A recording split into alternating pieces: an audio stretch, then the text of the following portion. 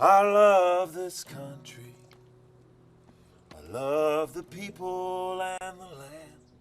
But there's a lot of stuff happening that I can't understand. We got billions for bailouts. We got trillions for wars. But it's hard for working people to make a living anymore. Hear me out for a second. This ain't a partisan song. It ain't about right and left. It's about right and wrong. We're fighting over the scraps while a few are living like kings. 'Cause screwing us over is a bipartisan thing. And it's working people who made this country great. Not the greedy opportunists or the peddlers of hate. The new day is coming. It's gotta come from you and me. Oh, say can you see? See, you got a neighbor. We don't always agree.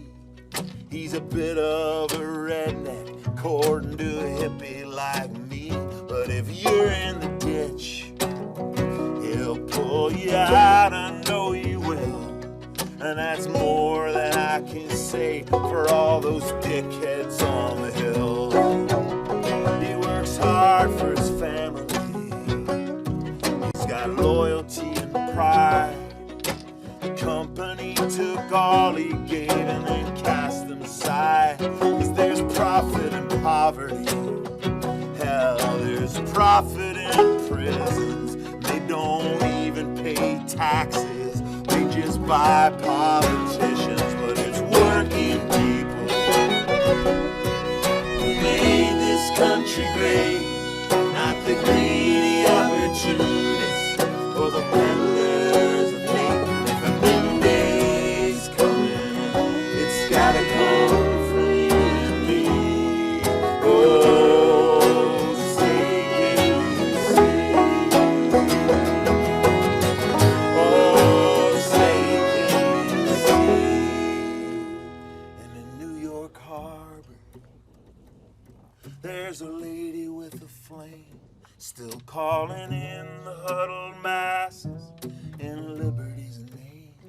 There's fear on the airwaves and the hatred wrapped in the flag, turning strangers into enemies and our riches into rags. And a revolution to break the grip of greed. Don't need a strong man or savior, but I believe we're gonna need whatever magic this old world's got left to start.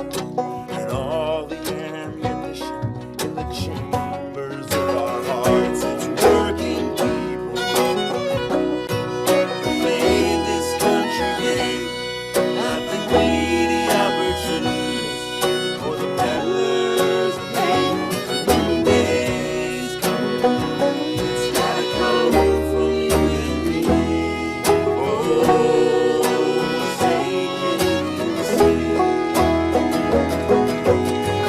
Oh, say can you see?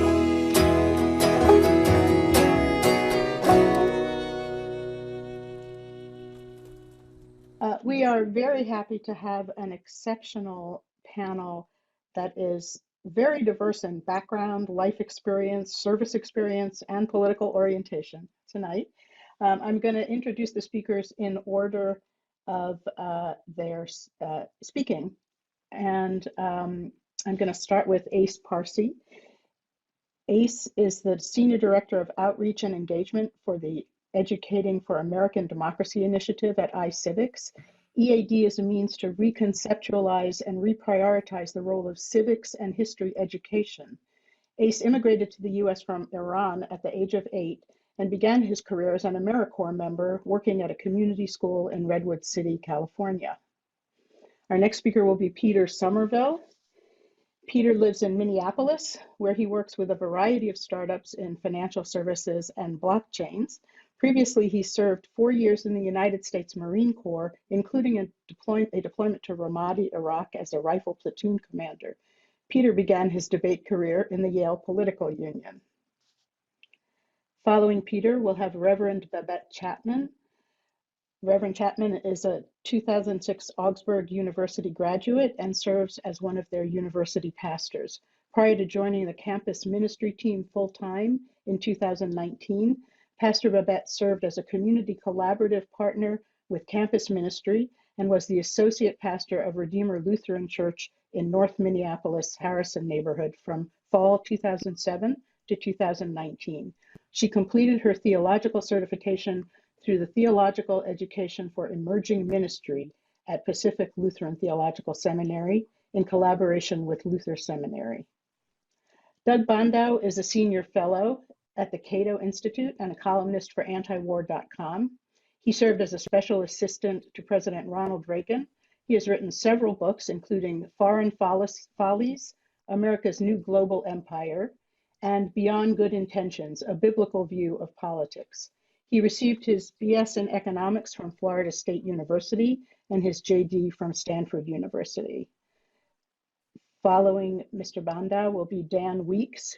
He completed his AmeriCorps service at City Year, Washington, D.C., and has since devoted his career to democratic reform and environmental sustainability at home and abroad. He served as president of the national bipartisan organization Americans for Campaign Reform, now known as Issue One, and was the founding executive director of Open Democracy in New Hampshire, where he lives with his wife and 3 kids. A graduate of Oxford and Yale, Dan is the author of Poor in Democracy, A View from Below, based on research he conducted by Greyhound Bus on a poverty line budget of $16 per day. Next will be David McCullough. He's the executive director and co-founder of the American Exchange Project, a new national domestic exchange program for high school seniors. He has a BA from Yale and a master's from the University of Cambridge. Trusted sources tell him his first words were book and ball, and he's still an avid reader and baseball fan. Sharon Solero was a member of the Army National Guard for 22 years and was a federal employee working in equal opportunity and affirmative action full-time from 1996 to 2014. Sharon has been partially retired since 2014. Currently, she spends her time gardening and working within local community activities with an interfaith group. And last, Harry Boyte served as field secretary for Martin Luther King's organization in the civil rights movement, organizing grassroots citizenship schools across the South. He founded the Youth Civic Empowerment and Civic Education Initiative Public Achievement, in which young people do public work for the common good, an initiative that has spread to schools and communities in the US and in more than 20 countries. He is a senior scholar in public work philosophy with the Institute for Public Life and Work at Augsburg University. Thank you all for being here, and we are eager to hear what you have to say. Very much so. And thank you, Leslie. Jazz hands for our sponsor. Yep. Oh, good. Y'all are getting right used to it. That's perfect. Okay. And with that, I'm going to call tonight's debate to order. On the resolution resolved, all Americans have a moral obligation to participate in a military or national service style program. And with that, I'm looking for a speech in the affirmative, and I'm going to call on Ace Parsi. Yes, Ace, you have 4 minutes. Go ahead. Thank you so much, April. And I want to just highlight that there is a deep irony in me speaking on the affirmative in terms of national service. In 1990, my family immigrated illegally from Iran because it was at the age that my older brother was going to be conscripted into the Iranian National Army. Every Iranian male has to participate in national service in some form or another. Now, that could include the military, or it could include some other form of public service. So I have become an American, essentially, because I was fleeing national service in another country. So I want to just highlight the irony in my position. But the reason I hold this position as a core value is that I have spent my life in 2 countries, and only one of them was a democracy. And I think that there's a really important value here in terms of who we are as an American people. We are ruled by people, by our peers. We are not ruled by people who are chosen by a theocracy or an authoritarian regime. And that itself places a responsibility on us as a people in terms of how we are to be with each other, how we are to govern each other, and the dispositions and the skills that we have in those interactions. When those break down, and I just want to highlight in all this that I'm talking about, I will not be speaking for iCivics, because iCivics, while we think that service is really important, we don't have a clear position on that, on this issue. But when we look at where we are as a country, we could see that just the 2021 CBS News poll, 40% of Democrats and more than half of all Republicans tend to think of the other party as enemies rather than political opponents. Around a fourth of all Americans and 39% of Republicans agreed if elected leaders will not protect America, the people must do it themselves, even if it requires violent actions. We have become a country where we get to pick our own communities. We have to pick people who are different, that are the same as us, and they become our country and our fellow countrymen. I want to take that back to my own AmeriCorps service. When I got out of college, I did a year of service in AmeriCorps, which was one of the most formative experiences of my life. That's why I am in education policy today. But I want to just highlight that even though 20% of this country, not as many, a high percentage when I was an AmeriCorps member, are Latino, I had not met a single Latino person in my 22 years on this earth. I had not known, I have just experienced groups of people that were more or less like me, whatever that like me had become over time. And I had no idea what people were going through. And I gained an experience that like makes me feel a greater solidarity to people that I would never have felt in the past. Every American deserves that right. This country deserves that right and that experience to have that. If we are to become a people, if we are to maintain a democracy, we need to be able to have exposure to each other, people who are different, racially, ethnically, politically, and ideologically, and to be able to live and recognize each other's experiences. And that happens through national service. National service has done that for me. I believe that given where we are in terms of the reduction of social capital, it is imperative that we reclaim some common shared experiences as a people, and national service is that experience. Thank you, Madam Chair. All right, jazz hands for our brave first speaker. Very good. Excellent. Okay. So we will typically start with a panelist question. And so if any of the panelists have a question for Mr. Parsi, you can raise your physical hand as though we're real people. Yeah, so Mr. Somerville, go ahead and unmute and ask your question to me. Thank you, Madam Chair. Mr. Parsi spoke about the beneficial effects of meeting like himself in national service. And that's obviously, I think, a good thing, but it seems like an awful lot of trouble to go to meet someone unlike oneself. Could one, find a pickup basket game in the park, or, go to a different neighborhood that one's from? This seems like a long way to go to get the benefits that he speaks of. All right, go ahead, Mr. Parsi. Sure. I mean, I think that the gentleman is correct in that. I think the one is that whether it would happen, those pickup games in the parks and things actually tangibly happen. And if one could show me that actually did happen, then I think that position would be weaker. But I mean, what I didn't speak to is that common sense of common bond and common experience. We as Americans lack that in an age where we get to, again, choose our activities, whether it's Dungeons and Dragons or a specific political affiliation. We get to pick our own experiences and how we are Americans in a way that we never could have in the past.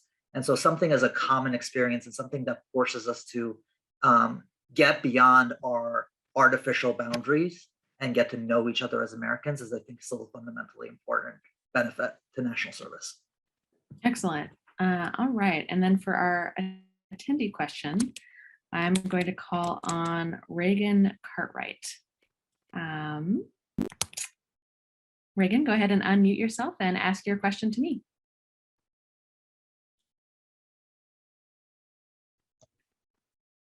Oh, I just muted you and trying to ask you to unmute. Do it one more time. There you go.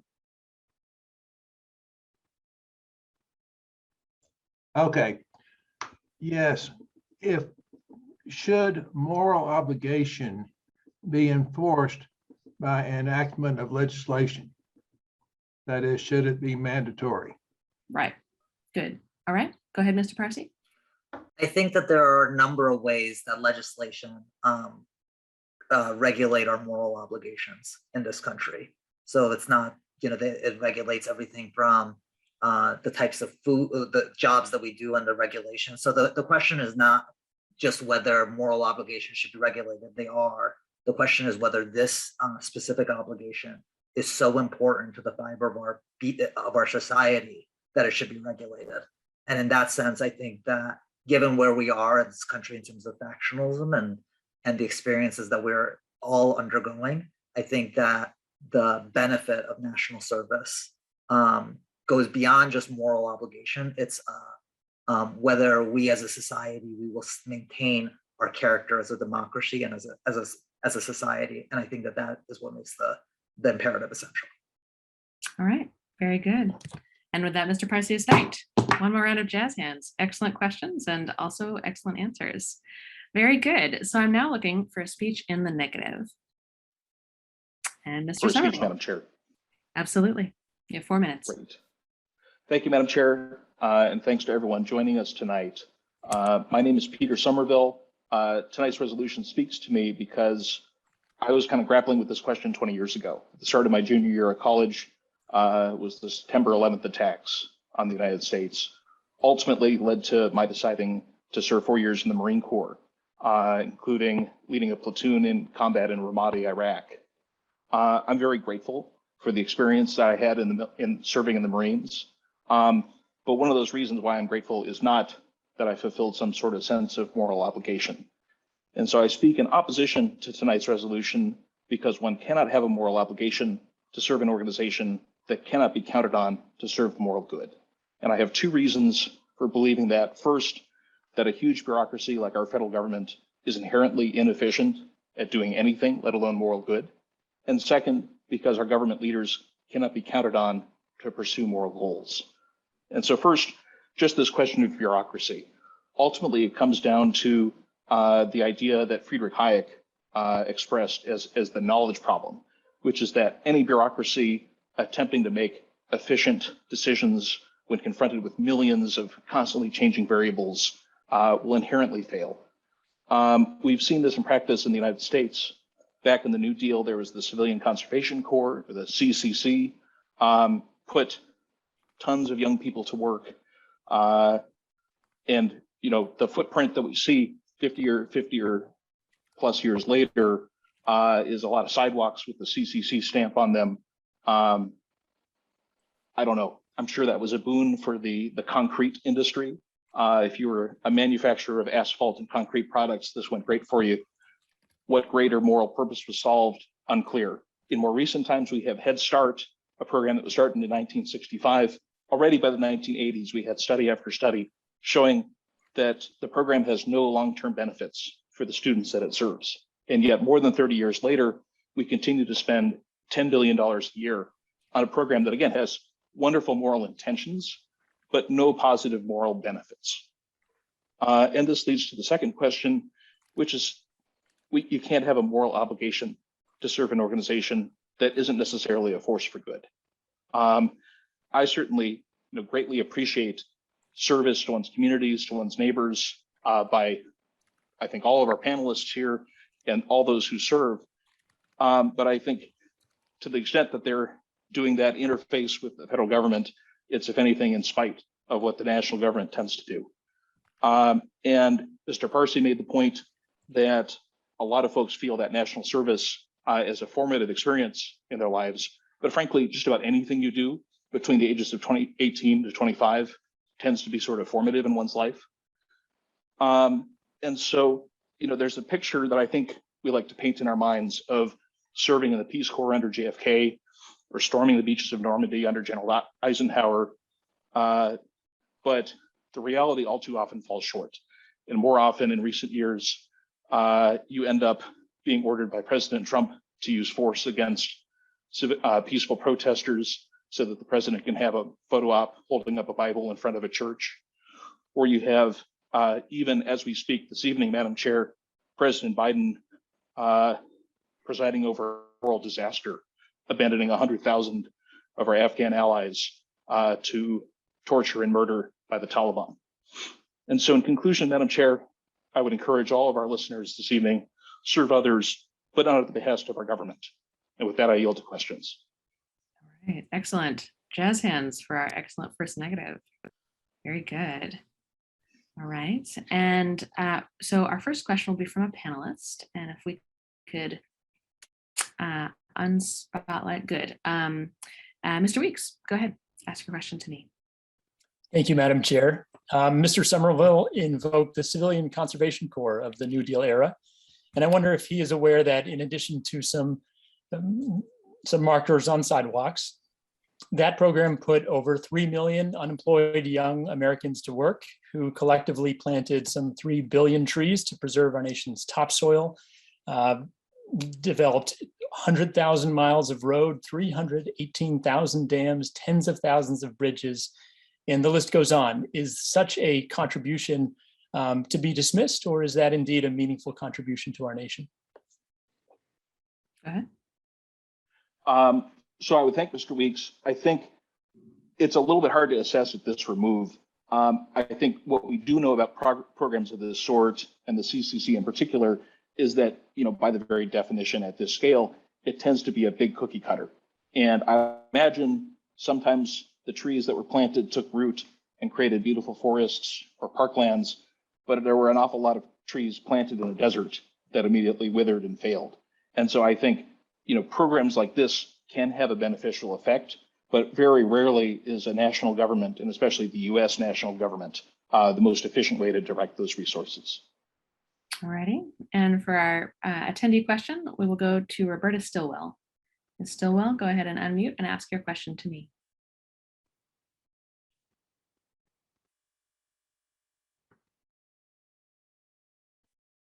All right, I hit ask to unmute, so you should have a pop-up. There we go. Go ahead.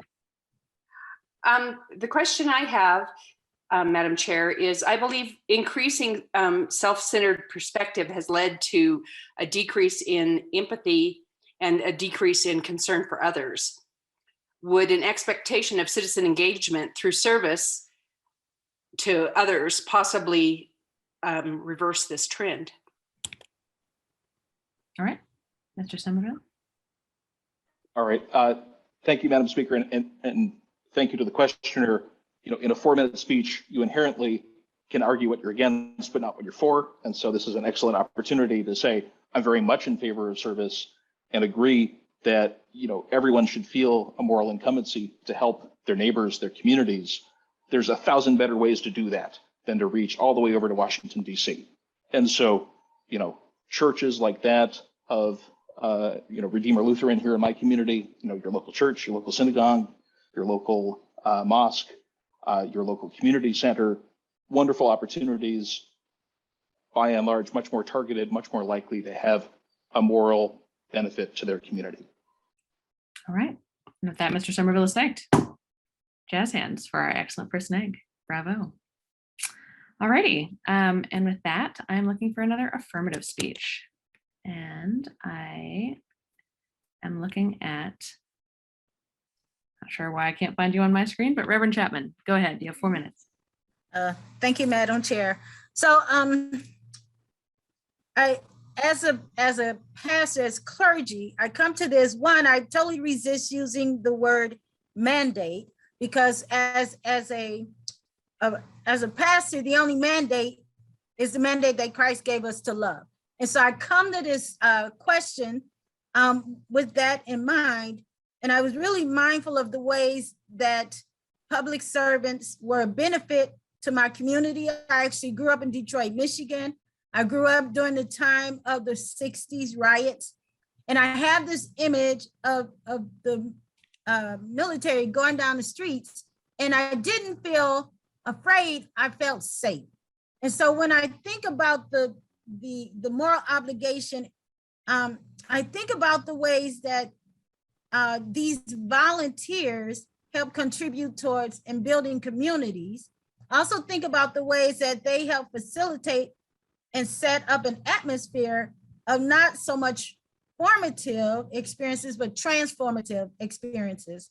I think about, I did service in New Orleans during disaster relief, and it was the military that we saw that were keeping communities safe, but they were also going in, and there's that saying of when you're in a crisis, look for the first responders. And oftentimes the first responders are showing up in military gear. And so I approached this really thinking holistically about the experience of the volunteer, the experience of the military. I have 3 brothers that were in military, and although they, as men of color, they had terrible experiences during that era, but they had such experience within their own humanity that they came back and they contributed. And they were really mindful of what they could do that would be an asset and to build community. And so while I also thought about my work with Redeemer Lutheran and Redeemer Center for Life, we were able to be a restorative justice location for young people. And this was a system that was alternative to punishment. And what the young people learned in doing community service and giving back to the communities that they hurt or did damage was they were able to experience a different kind of community. And we learn and we understand that, like most gang activity, young people join gangs because they're looking for community. They're looking to belong. And I think through volunteer, you get to cultivate and experience community that's an alternative to something negative. And so I am in support of it being a moral obligation to national service, being very mindful that the only mandate that I live by is the mandate to love my neighbor. I yield back to you, Madam Chair. All right, very good. Jazz hands for our, I believe our only Reverend present this evening. It's probably usually the case for you, but so for our first question, we will take a panelist question, and she is very hard to argue with. I agree with you. Mr. Boyte, go ahead. Unmute and ask your question to me. Reverend Chapman, who's my neighbor at Augsburg. You're an exemplary citizen professional who builds institutions which are anchors of communities. That was my experience in the civil rights movement with beauty parlors and schools and churches and sometimes colleges, and many businesses. But it's not the same as a government program. So in some ways, seems to me, excuse me, Madam Chair, it seems to me that the Reverend is reinforcing Peter Somerville's argument that we need a proliferation of centers across the country where people are invited to do work of benefit to their communities. Question mark. All right, go ahead. I thank you, Madam. Oh, you're good. Responding to the gentleman, I do want to lift up that I agree. We've cultivated those kind of communities, resources, and avenues. But I want to also lift up when the first responders are in military gear, there's a training that comes with that. And I don't think our neighborhood, our community organizations can put that training out through our churches and our community centers.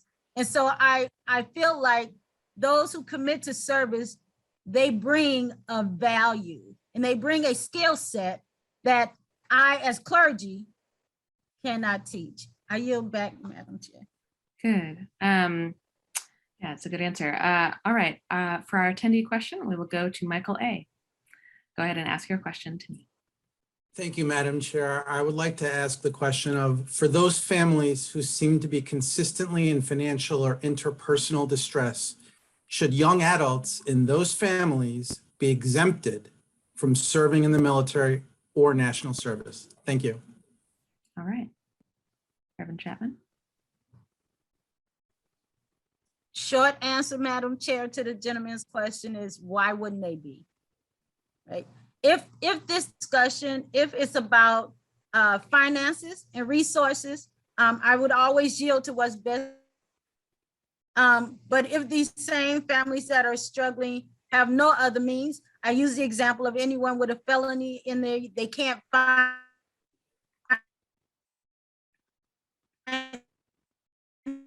the job. Yes, it can also be maybe. Alrighty. Would you do us a favor, Reverend Chapman, and just say your last sentence again? I think the internet broke up for a second. All right, okay, I apologize. Not your- I'm saying that I believe that there are families that struggle financially. And if the person who is responsible to care and provide for the family providers, if they do not have other means of finances, there is at least a stipend that comes with that government job. So but yeah, money is always an issue. It's always at the core. So yeah, I'm open either way with that one. So thank you, Madam Chair. Great. All right. And with that, Reverend Chapman is next. Jazz hands for our Reverend this evening. Very good. Okay. And I'm now looking for a speech in the negative. And Mr. Bandau, 4 minutes. Go for it. Well, it's a good pleasure to be talking about this topic, to be with all of you. National service is an issue that's been around for about 150 years at least. There's a lot of history and literature there. I believe that people have moral obligations to one another that are extraordinarily important, but they're moral obligations to people. And they're not moral obligations that go to the government or should be mediated through the government. Many of the tasks that we talk about as service are ones very much to individuals. You look at the health issues, education, the sort of service that people perform, and others are much more local, they're communal. I don't think that we should be looking at this as a national issue. I mean, the military is very different. The military is one issue, one form of service that very clearly is national, but I think much of the others are simply not. And service incorporates many different kinds of actions out there that may be very different than those that come in any sort of an official program. If we're going to talk about universal service, then I think we have to be recognizing this is going to be, any universal program will have to be mandatory. And to be mandatory, it has to be coercive. And I don't believe there's any domestic service that warrants, coercion to force people into a domestic program. I mean, there's an issue, it's a legal one, but it's the question of the 13th Amendment, no involuntary servitude. The courts have ruled that conscription is okay, but the US has no history of domestic conscription of any sort. Not at all clear that it would pass constitutional muster. But beyond that, I think we have to recognize that while many people in any program like this find it beneficial, there are going to be people who don't, and people who certainly don't want to serve. If we talk about a universal program, roughly 4 million people turn 18 every year. Assume you want to have somebody serve 2 years. That means 8 million people at any time will be in some kind of a federal program. Imagine if just 1% of them essentially refuse to serve. They won't show up.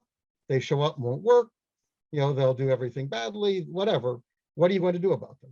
With conscription, military conscription, we had to enforce, and it was a very ugly system in many ways to try to keep people, force people into the military and keep them there. I mean, you can't get rid of somebody who's a problem because that's a reward if they don't want to serve. Is one prepared to do that for a national service program? I think it's also worth thinking at the time we live in today, do we really want the national government, promoting some set of values and behaviors? These may be very good, but at the time, which we have such division, and a nation of 333 million people trying to come out with something we all agree on is not going to be easy. Indeed, I would argue at this moment, the perception the federal government is trying to do that will itself become a source of division. And that itself, I think, is rather dangerous. We all see the politics today that's very toxic.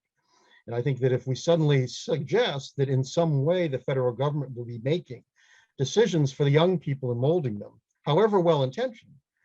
And the other problem is that we can't assume our friends will always be in charge.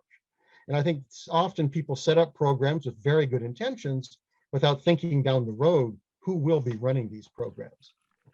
And I want to pick up on a point that Mr. Somerville you mentioned, Madam Chair, that small programs I think that are filled with volunteers that are kind of very clear in purpose and vision prove very effective and very viable. But if we're talking about a federal program of between 4 to 8 million people, depending upon how lengthy the service would be, which in theory could be thrown at anything, what would 8 million young people do? We really have no idea. There's a great literature out there of people wanting them to do everything. There are lists of how many workers we need in this area and that. And I can assure you Congress would be overrun, by charities, organizations, bureaucracies, agencies wanting some of that free labor. This would not be a value-free process. This would be a very political process. And I think the results might turn out to be rather different than people had hoped for. And finally, I think it's important to look back on the history here, that there's a tendency of people to look at national service as a panacea, that it can put people to work, it can teach values, it can do many other things. I think we're far more likely to achieve what we want through much more limited programs, smaller in scope, decentralized, local, not nearly as ambitious as what we see through a national service program. All right, very good. Jazz hands for Mr. Bandow. Excellent. Okay. I'd now like to look for a question from a panelist.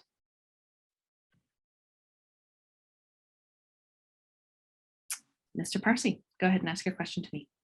Thank you, Madam Chair. Mr. Bandau makes a really interesting points in terms of what it would take to have a mandatory program and what this would bring. But I wonder how he would distinguish in his argument the issue of taxes.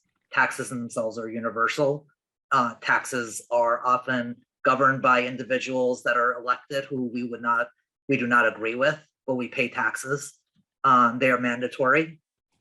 So how would in terms of a labor of service, we give a mandatory labor of resources, and how would Mr. Bandau distinguish those two from his arguments? All right, go ahead. My response would be that there are certain essential aspects of government. If government is going to operate at all, it's going to have taxes.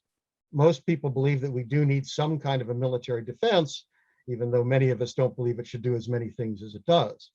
Something that's essential one ultimately has to be prepared to coerce. But we should be very limited in the use of that power. It's an extraordinary power. It's a willingness to throw somebody in jail. It's a willingness to take away somebody's freedom. And I think we have to ask, is it important enough to do that? I think we make that judgment on taxes and at times at military service. I don't think that is something we can say it's important enough to make you clean bedpans. We're prepared to throw you in jail if you refuse to do it. All right, and for our attendee question, we'll go to Liz Wise. Liz Wise, it's an excellent last name. Go ahead and unmute yourself and ask your question to me. Thank you. Let me bring it back up.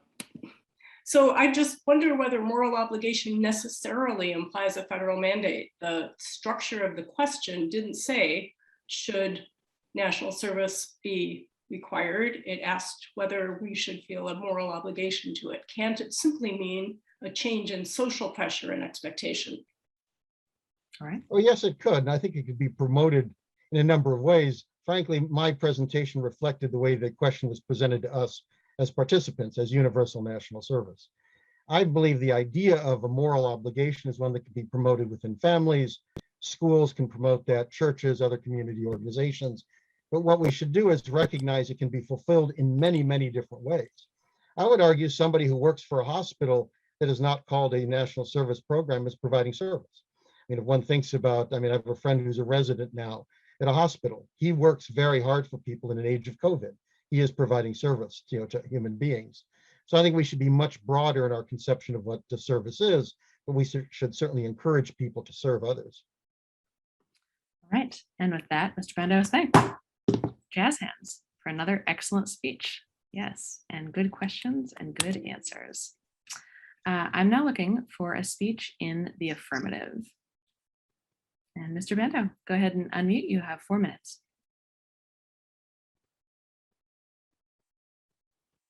Yes, I don't know if you heard me. Mr. Weeks, sorry, go for it.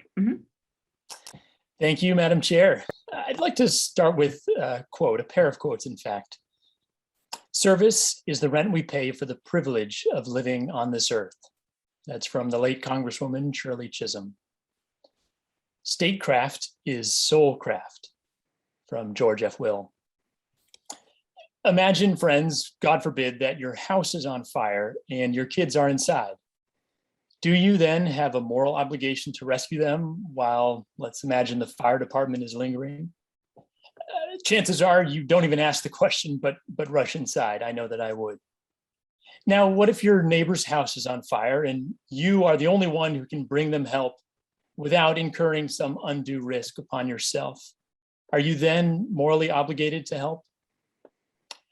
What if then our world is effectively burning and it is within our individual power to help, however limited, put those fires out?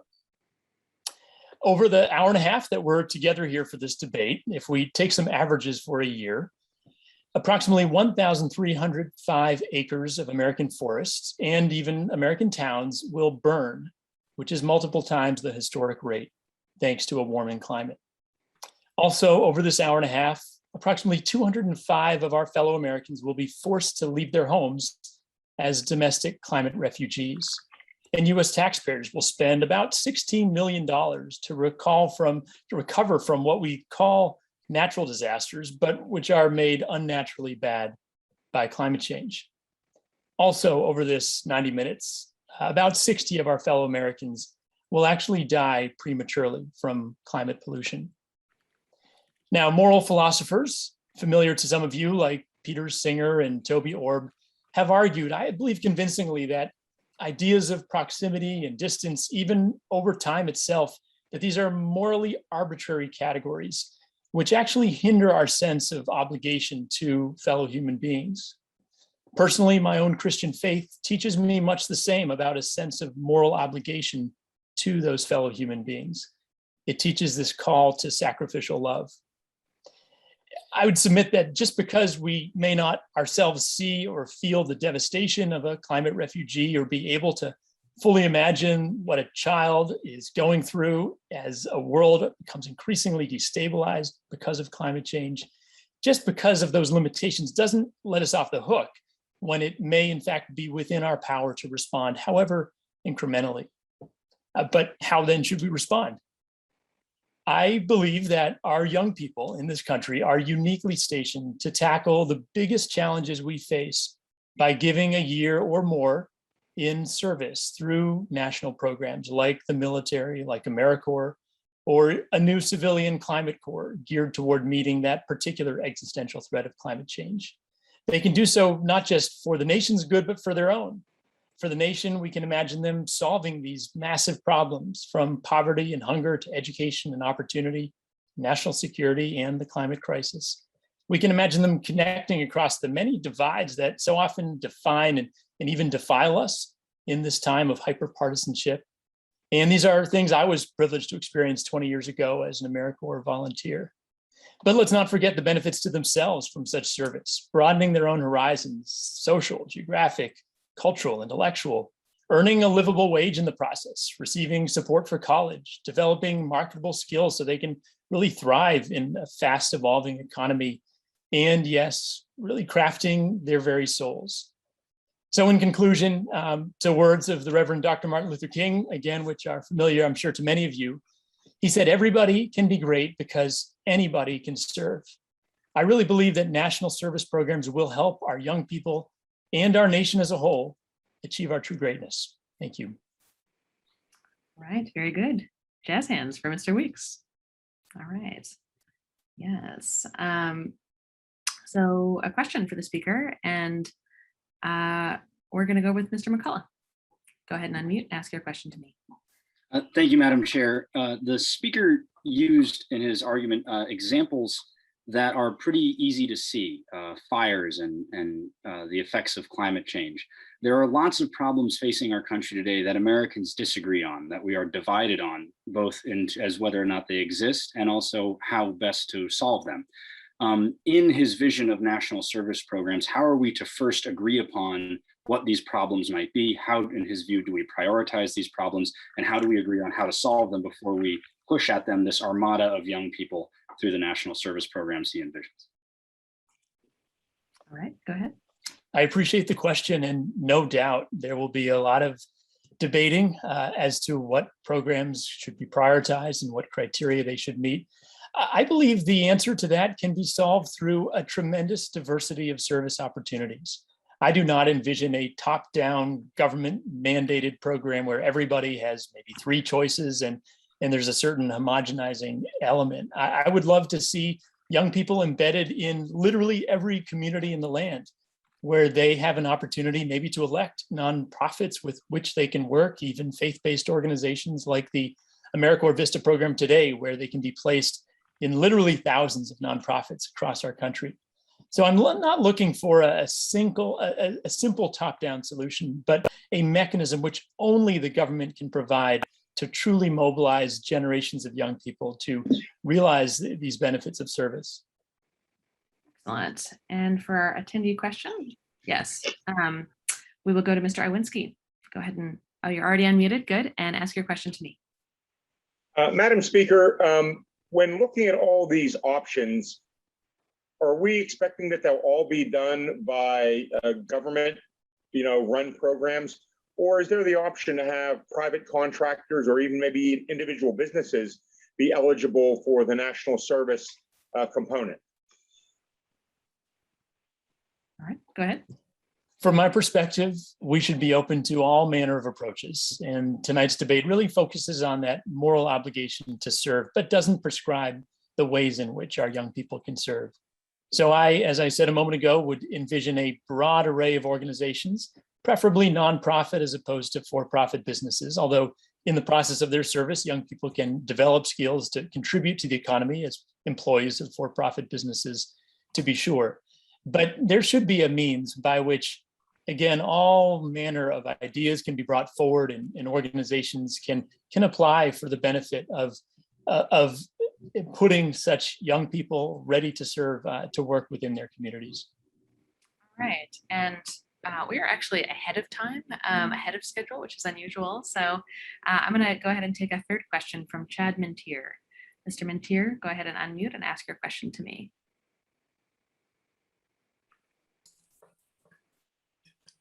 If I can remember which question it was.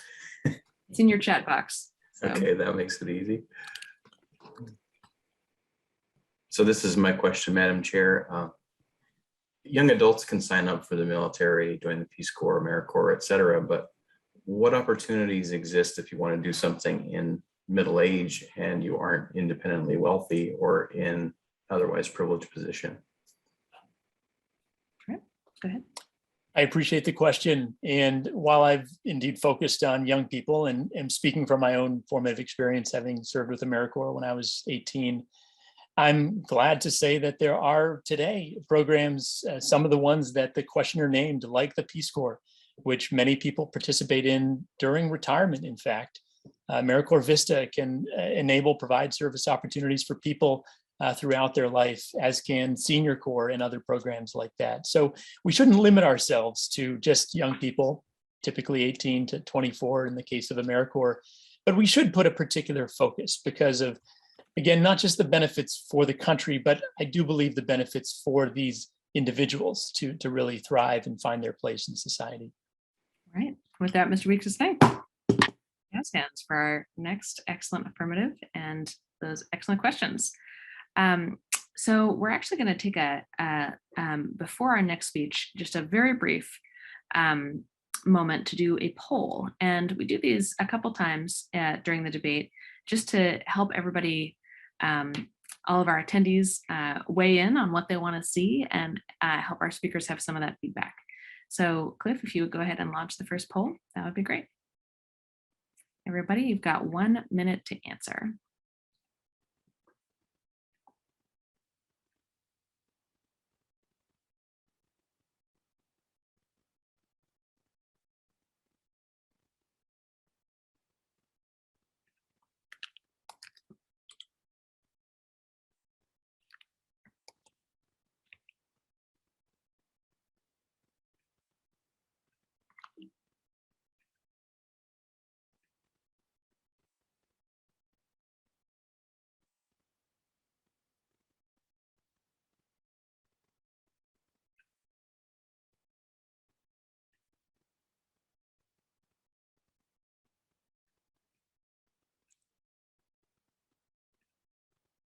All right, 10 seconds.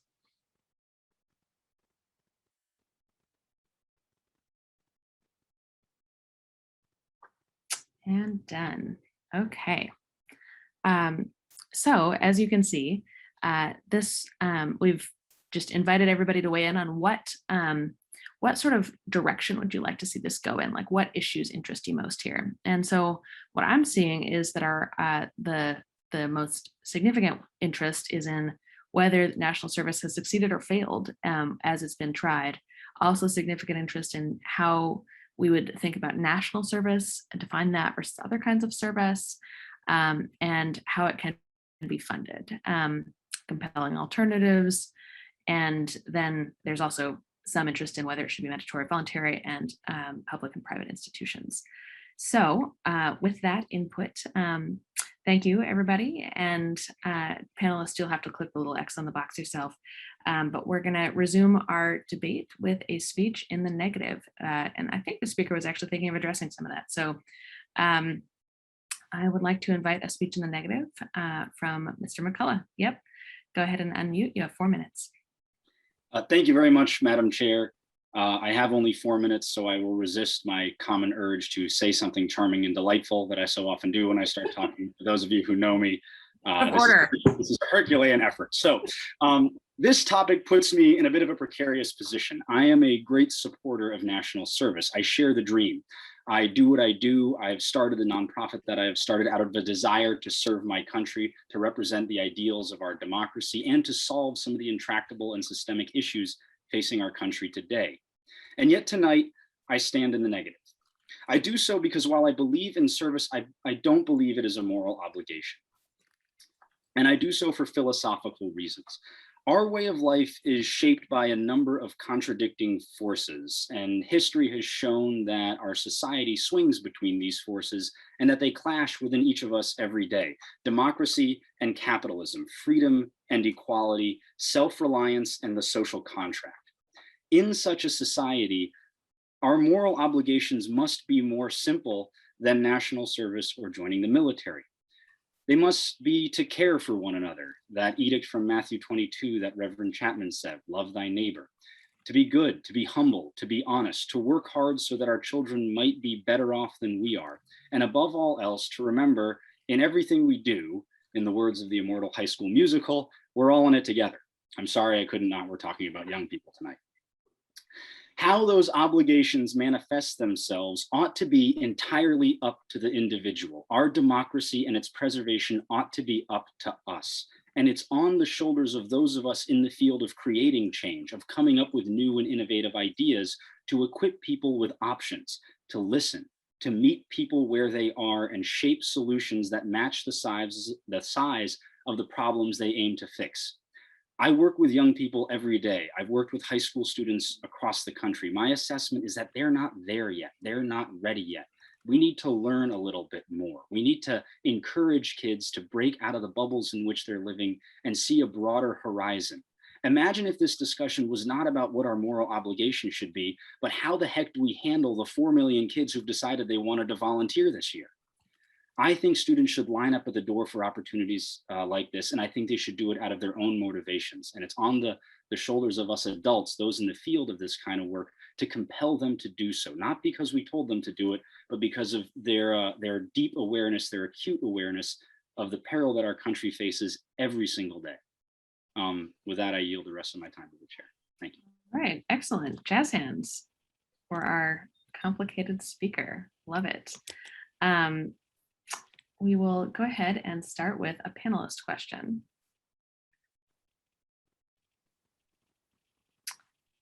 And all right, I actually have a question, which is, I'm wondering if, so I get to say you because I'm the chair and I'm like the special one. So I'm wondering what you think, David.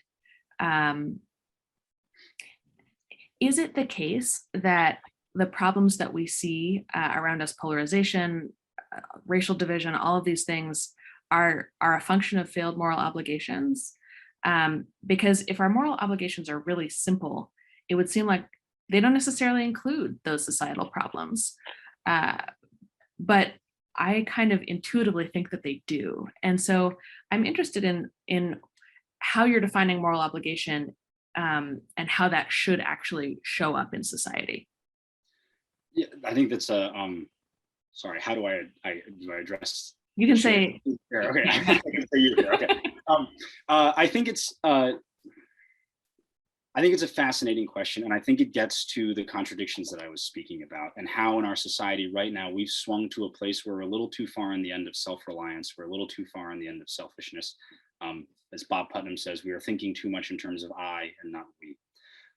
I think that folks are acutely aware of the moral obligations they're faced with, but they're defining the us in the us versus them mentality as far too narrow a crowd.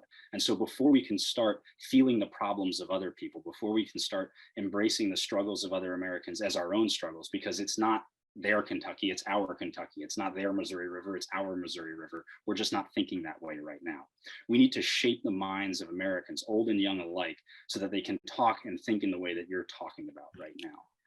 For whatever reason, we're not making that leap in our logic, and it's really coming at a cost to our society at large. Excellent. All right. So for a panelist question, I believe I saw Mr. Parsi. Yep. Go ahead and unmute. Ask your question to me. Thank you, Madam Chair. I appreciate the gentleman's comments. I want to push and ask a little bit about the concept of a moral obligation versus the many other obligations that we have living in a society. Like whether stopping at a stop sign is a moral obligation or a legal one that we just follow because we live in a society and we don't want to get into car crashes. There's specific things that we do that may not be necessarily at the highest level of like moral good, but we do them because we live in a society. And so would Mr. McCullough, would the gentleman, I wonder, think differently about this if it's just for the benefit of living in a society and the benefits the National Service might have, rather than taking the moral aspect out of it? Yes, well, thank you for the question. And Madam Chair, I think this is a particularly interesting issue because it toes the line between what are moral obligations that we feel and do every day, and then how can we institutionalize those obligations. We've seen every speaker tonight, especially those in the negative, talk about these obligations in the form of institutions and actions compelling us to do certain things. And we're a little bit hesitant as to whether or not we might agree to that. On the subject of cars, we all drive over the speed limit, but not too much over the speed limit. I think that shows an allegiance to one another and a willingness to break the law at the same time, and a coordination without between people and without sort of the enforcement of law and the enforcement of practices or institutions governing how we behave amongst one another. In other words, absolutely, I agree that service to one another is a compelled moral obligation. I just don't think it should be mandated. All right. And then for our attendee question, we'll go to Connor. Go ahead and unmute, ask your question to me. Yeah, well, thank you, Madam Chair, and all the panelists. This has been great so far. For those opposed to a federal mandate of national service, I'm curious, would you be in favor of Congress subsidizing private programs that could provide similar opportunities to young Americans with decent incentives? This is kind of an awkward question for you since you run one of those, but go ahead, Mr. Yeah, absolutely. Sorry, I run a new national domestic exchange program for high school students, as mentioned in the beginning. Yes, I would be in favor of a culture that sort of places an expectation on national service. I would be in favor of expanding national service opportunities. I think the roughly 400,000 applicants for AmeriCorps get turned away every year is a mistake multiplied by 400,000. I just wouldn't make it mandatory. I wouldn't force kids to do it. So I'd applaud any effort to enable these private programs, these public programs. As I said, I would just stop before the line of making them mandatory for all young people. All right, very good. With that, Mr. McCullough is thanked. Jazz hands for Mr. McCullough. All right. So we will now have two speeches from people who are approaching the question sort of using an alternative framing. And they will also have 4 minutes and just go in the flow of things, but they'll go from show up, excuse me, from sort of a third perspective. So we will start with Ms. Solero. Go ahead and unmute. You have 4 minutes. Hello, everyone. I'm so happy to be here in order to share my ideas and my thoughts on this topic. Abdu'l-Baha states that the shining spark of truth comes forth only after the clash of differing opinions. And I like to try to mix it up and see what's going on in everyday life. I'm often amazed when folks that I've met over time are able to describe in great detail how they were able to choose their career and to plot a trajectory in their career. My experience has been very different from that. And that's part of the reason my thought on a moral obligation to serve America is somewhat complicated. We're all products of our environment. For me, a lot of things define me and my worldview. For example, I grew up in a small Black community outside of the city limits of a small town. I'm a Black female and I'm 62 years old. Seriously. America experienced some of its most tumultuous history during my formative years, which I considered 1958 to 1968. And some of those things were Medgar Evers was killed, JFK assassinated, Malcolm X murdered, MLK murdered, and Robert F. Kennedy killed.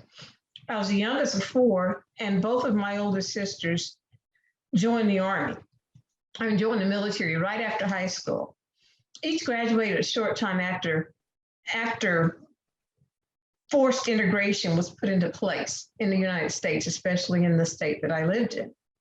There weren't many jobs available for Black women at that time either.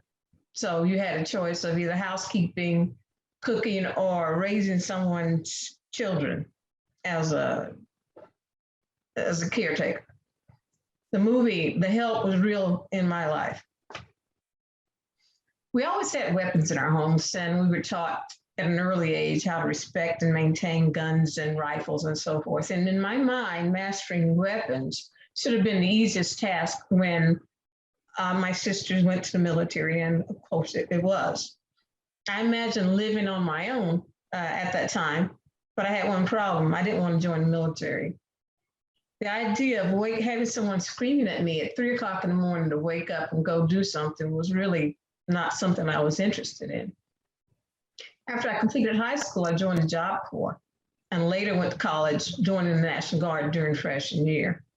So why did I decide to join the National Guard or join the service? Well, it was strategic in measure, actually. I needed income to continue college or skill to have employment. I also now see that in many respects, I was carrying on a family tradition, which I really didn't think about at the time. Joining was one of the best decisions I could have made because ultimately I started working full-time for the National Guard, worked subsequently in EEO, civil rights, and then moved to Department of Defense as an instructor. Over a fairly short period of time, I had gained remarkable skills and all those things, and I grew as a person. I'm, however, not quite ready to say that American people have a moral obligation to serve the country, but I would hope that many have the moral capacity to do so. I say this because I feel that some people with financial means will simply find a way to extricate him or herself from the obligation because that's the way things have always been done. Such as during the draft for the Vietnam War. People were going all over, flying all over creation to avoid going. Also, I wondered if bias could possibly seep into the selection process, again, ensuring those without financial means sent to combat or disadvantageous positions and those with the means having better opportunities. When the question of serving America comes to mind, it's helpful to also process it through a filter of race, because quite honestly, that's the ongoing concern for most minorities and women in the country. I recall hearing older family members describe the feeling that they had of being a part of the fabric of America when they went to fight in Korea or World War II. But unfortunately, they felt that same sense of that old sense of rejection when they returned, and discrimination was there waiting for them. Often immediately having to sit in the back of the bus after risking their life and living in a foreign land, not being able to secure VA loans or financing, and only being hired for low-paying jobs. Ask you to wrap up. This is fascinating, but that's it. Oh, okay. Well, jazz hands. Excellent. Okay. So I would now like to invite questions for the speaker, and we'll start with Mr. Somerville. Go ahead. Thank you, Madam Chair, and thanks to Ms. Solero for her speech. I often describe the Marine Corps and my Marine Corps experience as being the world's best leadership training program. And sometimes that's because of the great training and education that the Marine Corps provided. Not uncommonly, it was despite what the Marine Corps was trying to do that furthered my leadership experience. And so I'm curious about whether Ms. Solero had a similar experience in the National Guard and how that fits into her conceptions about national service and the value of serving in our military. Yes, Madam Chair, I'd like to respond and say that, yes, it did have some type of impact on me. My views and my experiences were lived. And I did have some progress as far as the reserves and National Guard's concerned, as far as making progress in promotions and so forth. But I did see that there had to be extra time spent for me in getting approval for things than for maybe somebody else, you know. I hope that answers your question or addresses it. Jazz hands say yes. Very good. So we'll take our next question from Sue Pridemore. Ms. Pridemore, go ahead and unmute. Ask your question to me.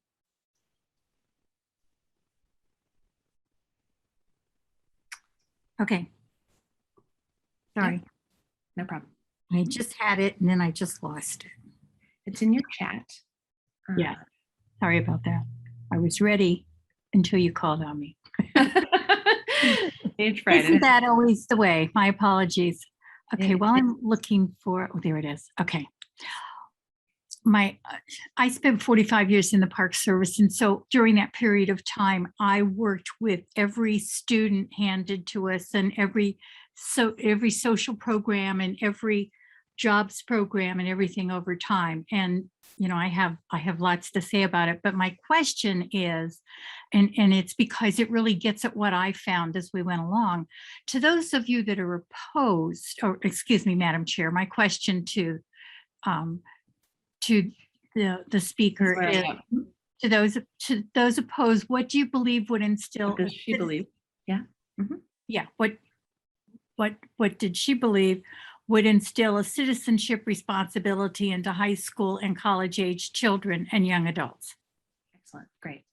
Go ahead, Ms. Solero. Yes, I believe that being around people who are productive and being around success and understanding how leadership actually works would be very helpful for youth and high school age children. I also think that understanding that there are good things outside in the world as well as bad things. I know that oftentimes when I've spoken with youth, they're confused about what direction they want to go in and why they want to go in any particular direction. But I try to instill in them a faith that they'll make the right decision and that they can look for guidance from their families often or from a mentor. If there's something that they want to do, truly do, well, they should be able to accomplish it. All right, very good. And with that, Ms. Solero is thanked. Jazz hands. Such an interesting story. Thank you.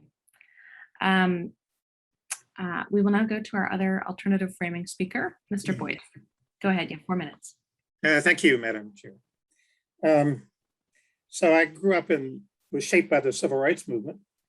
I believe in Martin Luther King's statement that we are all bound together in an inescapable network of mutuality, and that we owe things to each other. So I love the question that animates this debate. What do we owe to each other in our society? I do want to make a third presentation, and in a sense, it's a retrieval of an understanding of democracy itself that we have largely lost. So in my reading of American history, democracy was not mainly what government did or politicians did or programs did. Government was the work of the people. I mean, democracy was the work of the people who built commons and buildings and roads and wells and cleared lands together, barn raising and quilting bees, sometimes paid and sometimes unpaid. And that was a different understanding of service than selfless, altruistic service. It was like Ben Franklin's Leather Apron Club in the 18th century in Philadelphia, which had a slogan, "Doing well by doing good." And that generated a whole myriad of civic projects, a fire department, a youth academy, a hospital, a library, a health insurance operation. That's what I learned in the civil rights movement. And interestingly, the movement's invisible dimension was the strong stress on the dignity and the visibility and the value of work. That was partly the work that was all around. Reverend Chapman was talking about the work she did. I saw work like that all the time. Beauticians were great civic leaders in communities. So Martin Luther King, in his final great speech in Memphis in March 18th, 1968 to the garbage workers, talked about every kind of labor which serves humanity and lifts up humanity as dignity and has worth. And then he went on to say, we have this invidious hierarchies of what's valued in terms of work, but the work that makes America going is not valued. Now, that turns out to be an old tradition. Ironically, at the same time that Dr. King was helping to lead the movement, John F. Kennedy was redefining service from the New Deal definition. So in the New Deal, it was a work tradition. The focus was on the work of the people. Our government facilitated that in different ways. Sometimes they were more structured from the federal level, and sometimes they were very catalytic and local, like the Works Progress Administration or the post office murals. But the key was that actually the language of politicians was not what we are going to do for you. It's what the work of the people needs to do to meet the great challenges of the Great Depression. And that's been significantly lost.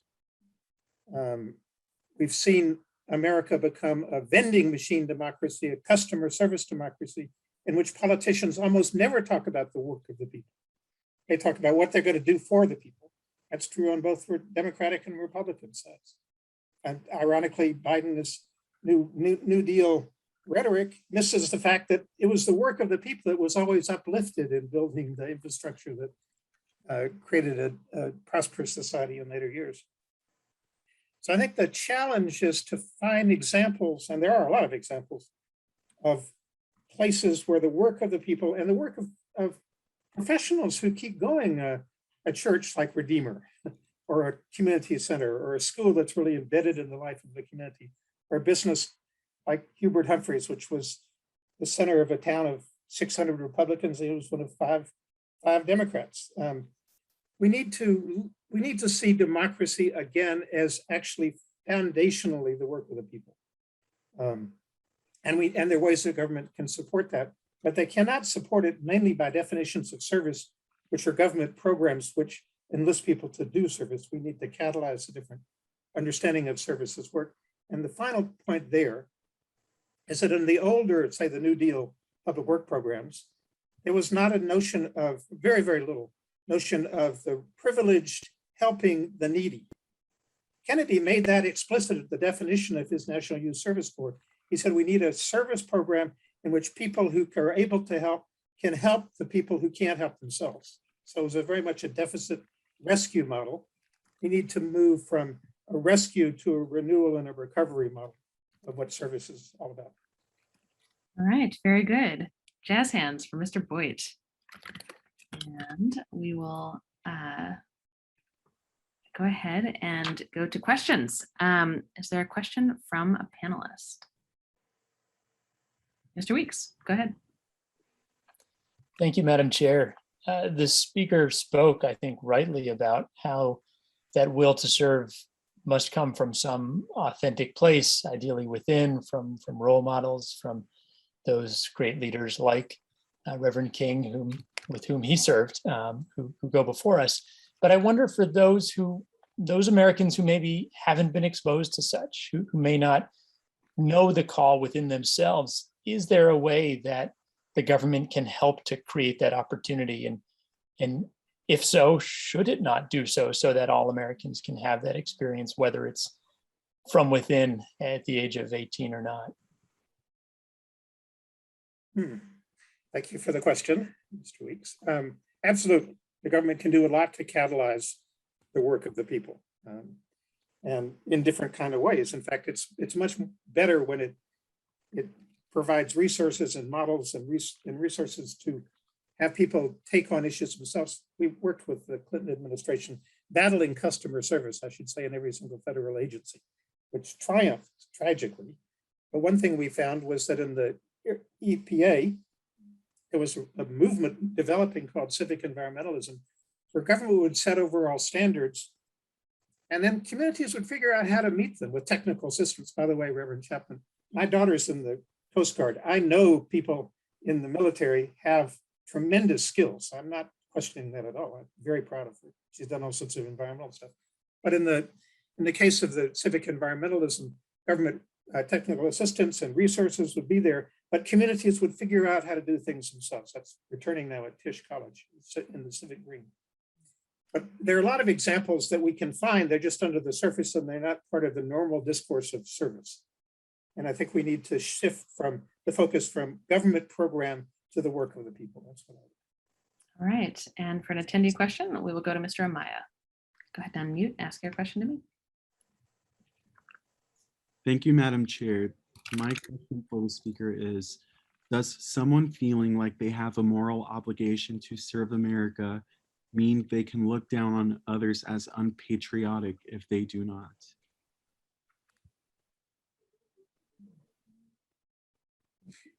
Well, I think I think it's patriotic to want to serve America and lift up America and build the Commonwealth of America. That was kind of woven into the fabric of the democratic experiment. I don't think you get very far by, I learned this as a young kid in the civil rights movement with my Southern peers. You don't get very far by preaching to people what you think is wrong with their beliefs. It's more useful to engage them in our youth initiative, Public Achievement. We have young people work as a team, coached by adults, often college students, around a public issue that they choose, that they want to work on. It could be bullying, it could be a playground, it could be terrible lunches, it could be racial discrimination. And we find that where there's enough resources, about 90 to 95% of young people from third grade to high school will choose to do public achievement.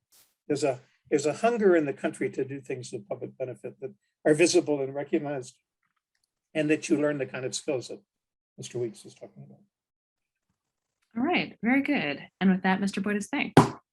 Jazz hands for our advocate for public work.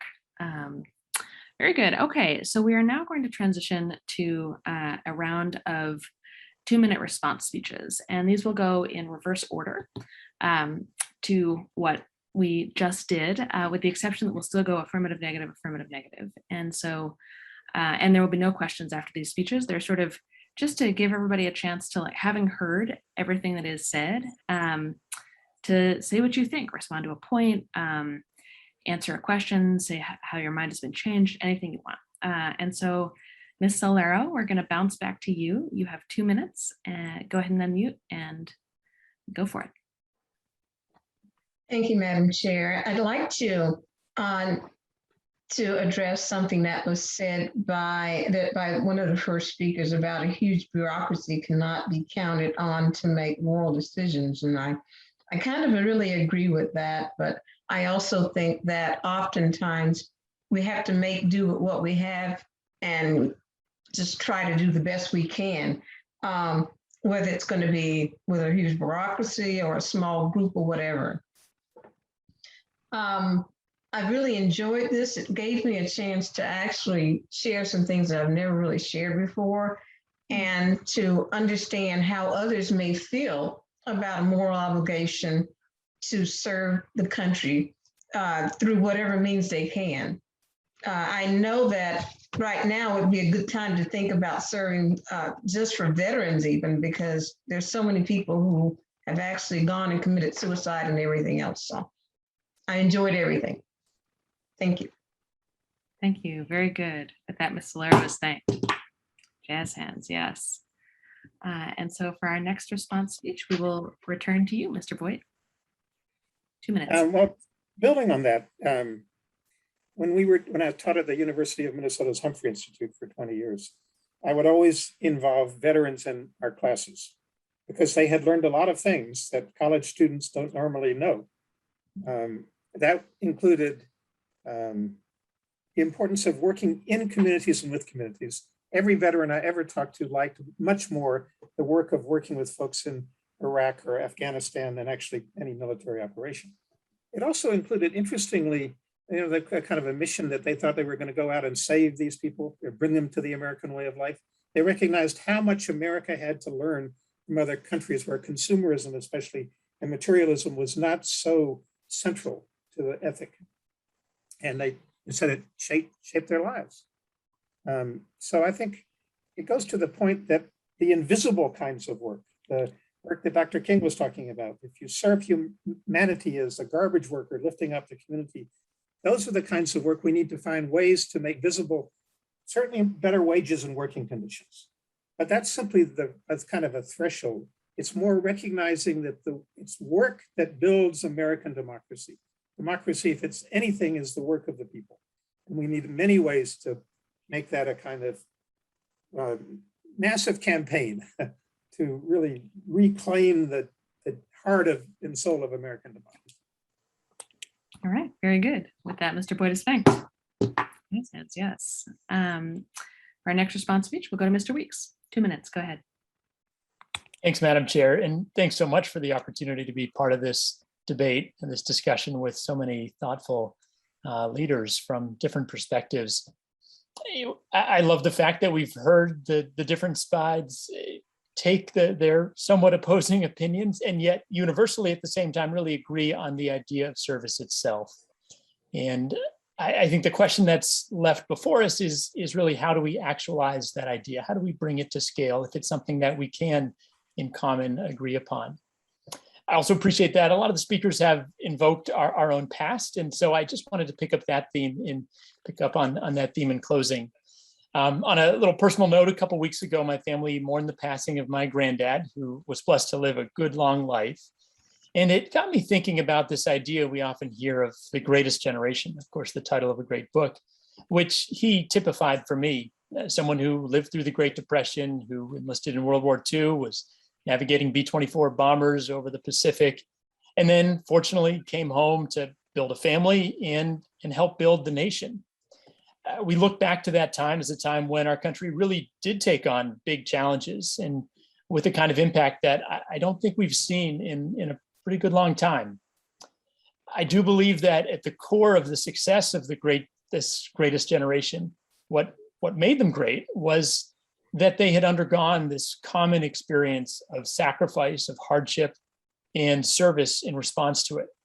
They had risen to the occasion and met these really great challenges together from the Great Depression through World War II and beyond. And honestly, I see a similar success and a sense of common purpose over the pond in Germany, where half my family happens to live, a country that rose out of the ashes of World War II, thanks in part to its own national universal service program, both with military and civil. I really believe that national service programs work, not perfectly, of course, no government program is perfect, but that they've had a transformative impact for the nation and for all those who participate. As Mr. McCullough pointed out, hundreds of thousands of Americans are already raising their hand to serve with AmeriCorps and just turned down because we don't take and put them to work. The problems we face today are just too great for us not to serve and not to seek to harness that energy for the greater good. So I think it's up to all of us to ensure through the government, yes, that there is an opportunity for every young person and older people too who wish to serve to do so. And I really believe it's an idea whose time has come. Thank you. Right. And Mr. Weeks is thanked. Jazz hands, yes. Mhm. Good. Mr. McCullough, your turn, 2 minutes. Thank you, Madam Chair. And I'd like to thank all of my panelists tonight. It's been a delightful discussion and a wonderful evening. Stepping back for a moment and looking at the broad arc of this conversation, I'd like to echo Mr. Weeks and say that we're all landed on a place where the conversation to have now is how do we do it? How do we get this bold ambition that we all agree on the value of done? How does it come into the world?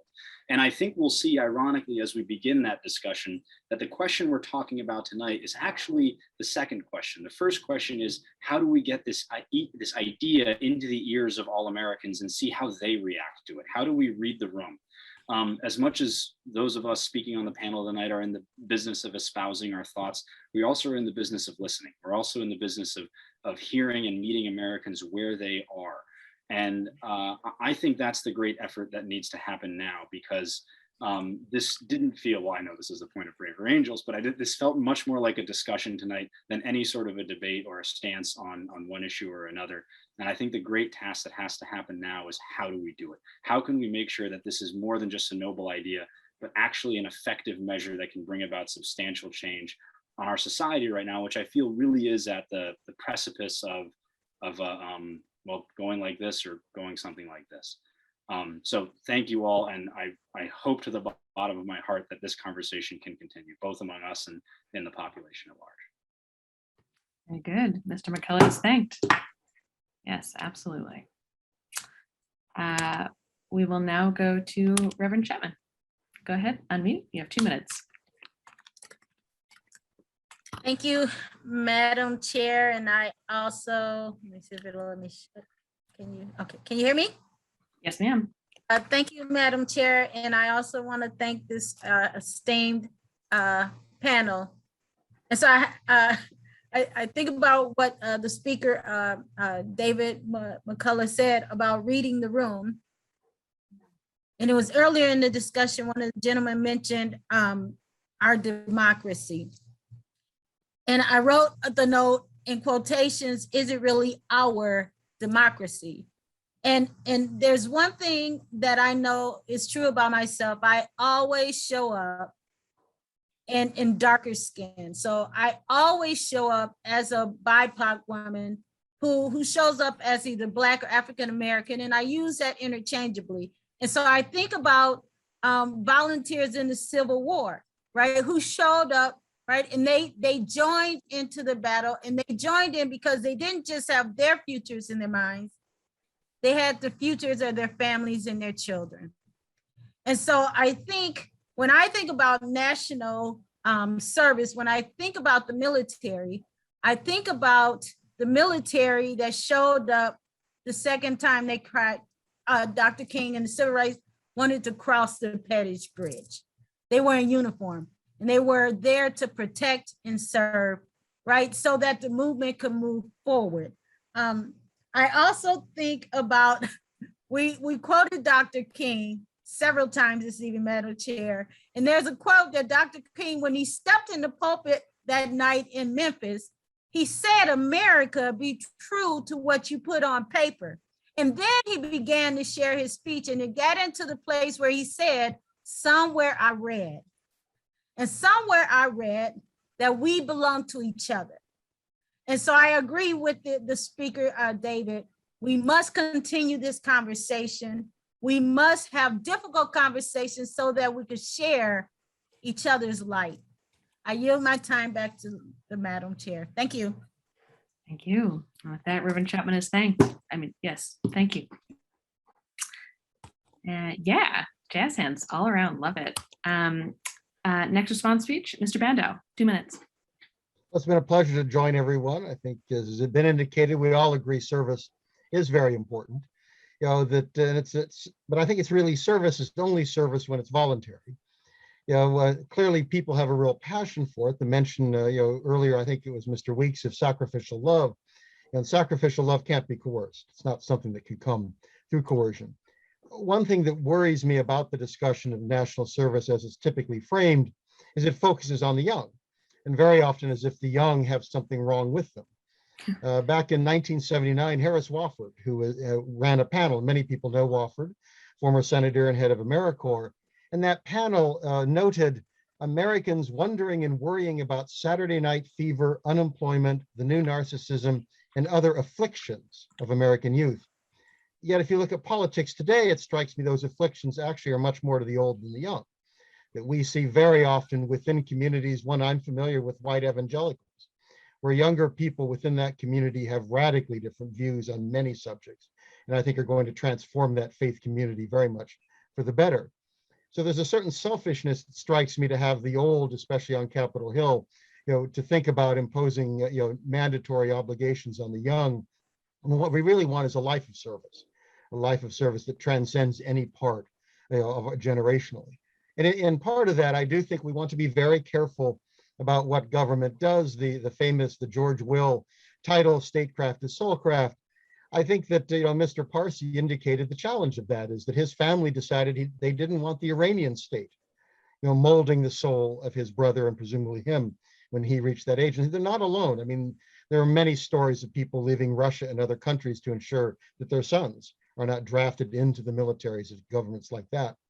Do we want the US government to engage in statecraft to soulcraft?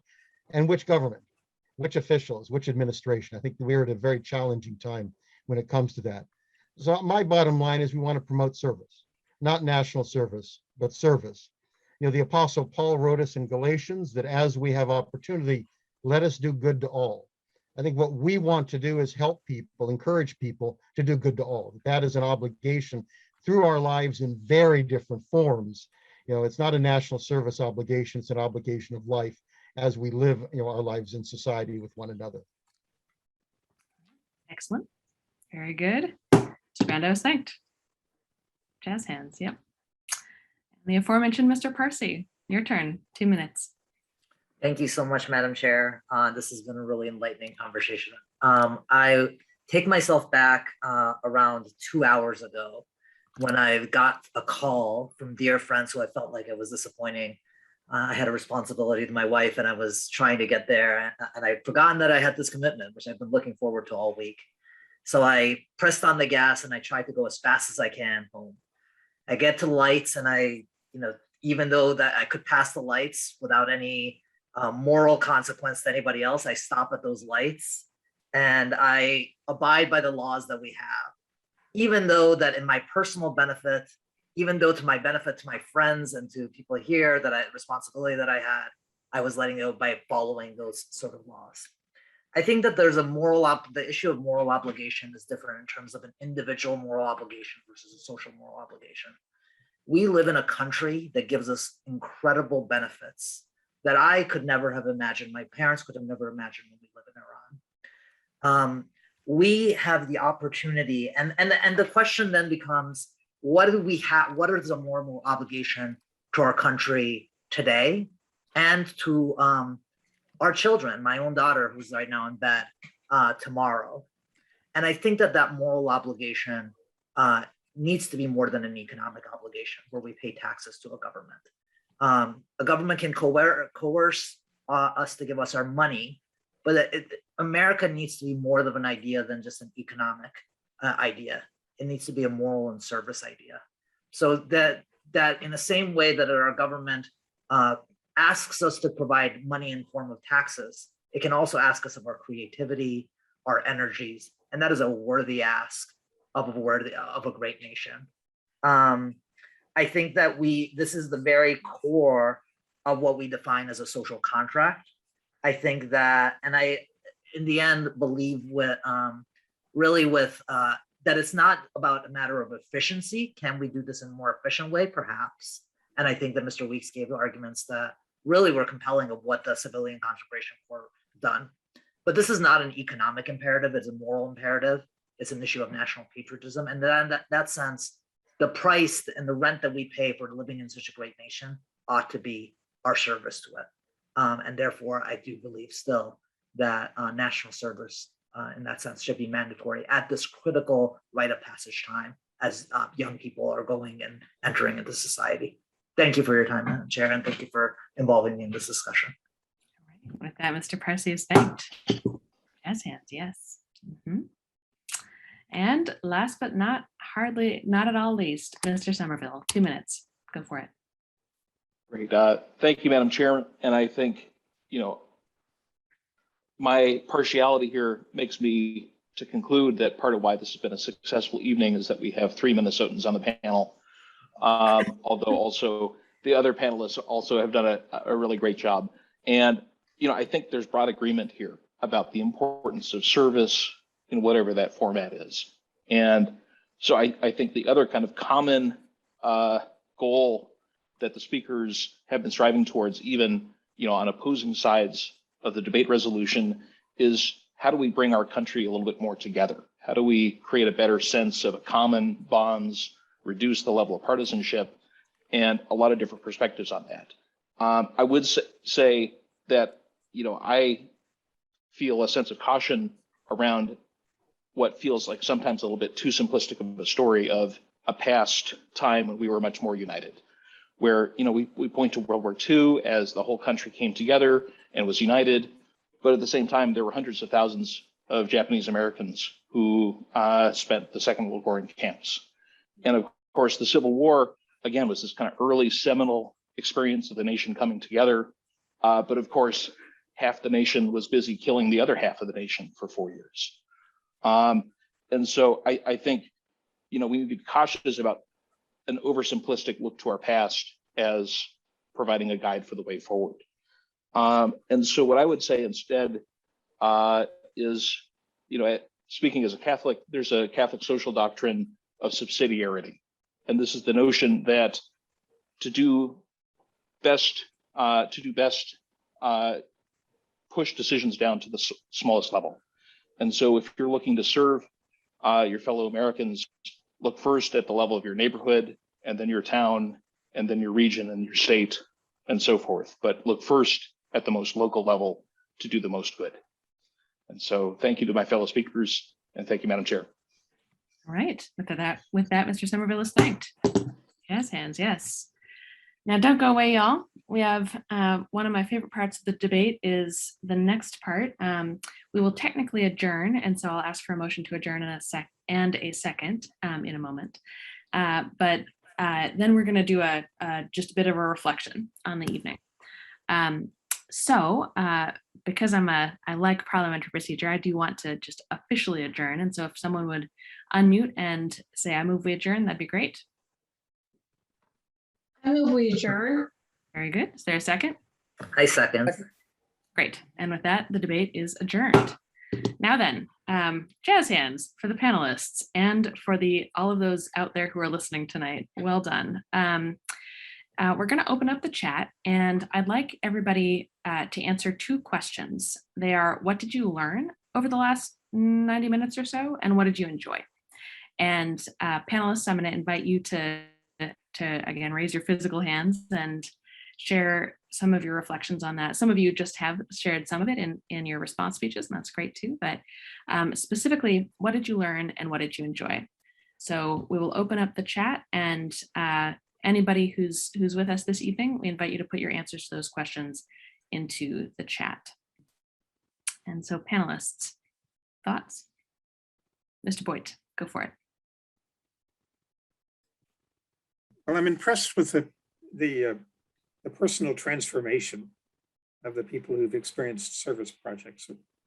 In my view, work that's not rescue work, not helping the needy, but actually more egalitarian and creative and productive. But it reminds me very much of what I heard. I interviewed a lot of CCC veterans in the 90s. Every single one of them said it shaped their whole lives. And it was that they were doing work that was a national treasure, and they also learned how to be a citizen. That was just, those were the common themes.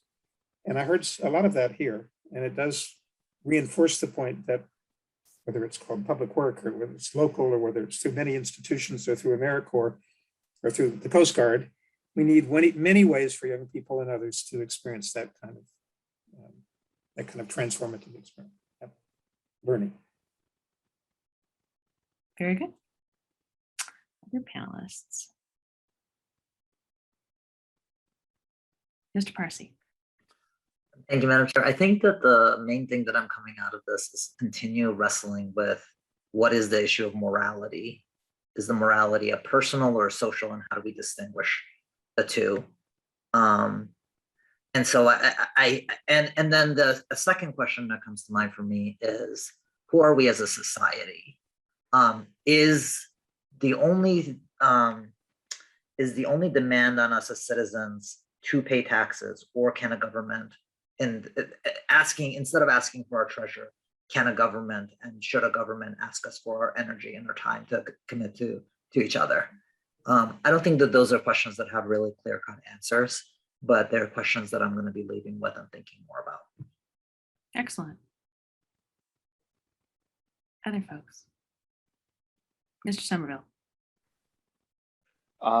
Thank you, Madam Chair. I think, first of all, Mr. Weeks mentioned a little bit just the experience of Germany with their national service program. And I realized, boy, I know an awful lot about the Marine Corps. I haven't spent 4 years in the Marines, but I don't actually know all that much about how national service programs in other countries like Germany, Israel, Korea, how that works. You know, and I mean, those are all smaller countries than the United States, but something I want to learn more in my own study is what are the experiences of those other countries. And then I think the other point that Reverend Chapman really made you kind of reflect on is the kind of traditional, almost 19th century model of service as something that the privileged provide to the oppressed, and how limiting of a conception of service that can be. So again, really enjoyed the experience this evening. Definitely. Mr. McCullough. Oh, several folks. We're going to start with you, David. Thank you, Madam Chair. As someone who works loosely in this field, especially in the realm of a startup where you're small, you're isolated, nail my colors to the mast. I live in the attic at the home I grew up in with my parents. You don't often get a sense of the sort of pervasiveness or the deep feelings of Americans around the sorts of things on which you work. So I come away tonight learning and really feeling how much this message and these ideas really resonate with Americans today. And messy or not, philosophically aligned or not, the conversation needs to be talked about, needs to be moved forward. This can no longer be the wonderful and interesting idea we have over cups of coffee in cafes. This needs to be something that we really put on the table as something that can happen in this country and needs to be figured out how it's going to be best carried out. I came away learning that we are ready for that discussion, and I think that we need to leap right into it, despite all of the nuance and all of the points that take some careful consideration. So I really also come away feeling a great debt of gratitude to everyone here. So thank you. Excellent. Yeah. Ms. Solero. I think I come away from this discussion with greater insight into how others may look at service. And I agree with most of the panelists that this is something that really needs to be moved forward as much as possible, because it's important for youth to have a better foundation, and also for older people to have something else to do too. And I think that it would put us all together. I really, really do. So thank you so much for including me in this. It's been phenomenal. We're so glad you're here. Yes. Mr. Weeks. Yeah, thank you so much. Once again, I want to also pick up on something Reverend Chatman brought to mind in terms of when I look historically at programs which I revere, like the Civilian Conservation Corps, and apologies for doing or attempting a little gotcha with some of those stats, which I had just happened to be reading earlier today. But that program, to be sure, was segregated. It was for men only, and very few people of color were allowed to participate even in segregated groupings. And it brings to mind what you said, Reverend Chapman. Some other words, I've done a lot of quoting tonight, but these are from a mentor of mine here in New Hampshire. Do not give in charity what is owed in justice. And so I'm so glad that we've kind of unearthed this challenge that so often, and I would say I was guilty of this as an 18-year-old signing up for AmeriCorps. So often we enter this work, and thank you, Mr. Boyte, for the idea of the work of the people in democracy. So often we enter it, those from a more privileged background enter it as conceived of as an act of charity. And that's deeply problematic. And I think justice, does it apply in the sort of general sense of serving the nation at large? That could be debated, but we certainly are at a time where we are confronted with real justice questions. And I think one way in which we could address some of those is through service, which is part of what it is so appealing to me. So I would just close in saying the transformation that I underwent during my city year with AmeriCorps was starting from that rather narrow and elitist position, but realizing through my Corps experience, which was a very diverse Corps at that, just how much I had to grow, and how in fact my own growth and what I received probably far outweighed anything I gave. So I guess it's more of a question than any sort of great insight here. But as we contemplate national service, how can we do it really undo this notion of charity and fashion programs in a way that ensure that we are doing the justice work, even if it's as simple as unifying people in the shared experience who would not otherwise relate, and be able to overcome these entrenched injustices because of those divides. Yes. If there are any other panelists who want to make final comments, you may. But I think we're about out of time for that. So I'm going to take the last word and just say I learned a lot this evening. I'm noticing, so panelists, if you're not paying attention to the chat, I recommend scrolling through it. Very, a number of you are named, and people really enjoyed this. And one of the things I'm noticing that I'll just reflect to all of you, so I run these every couple weeks, and the comments we're getting in the chat about, and that everybody, the conversation that's happening in the chat is a lot more thoughtful than usual. Like I'm seeing people submit paragraphs full of like, I really learned this, and this part was really interesting, and I hadn't thought about that perspective. And it's just very, it's reflective of, I think, the tenor of this debate. And I really just want to credit everybody who's part of this for that, because, all of you here tonight speaking, and frankly, everybody else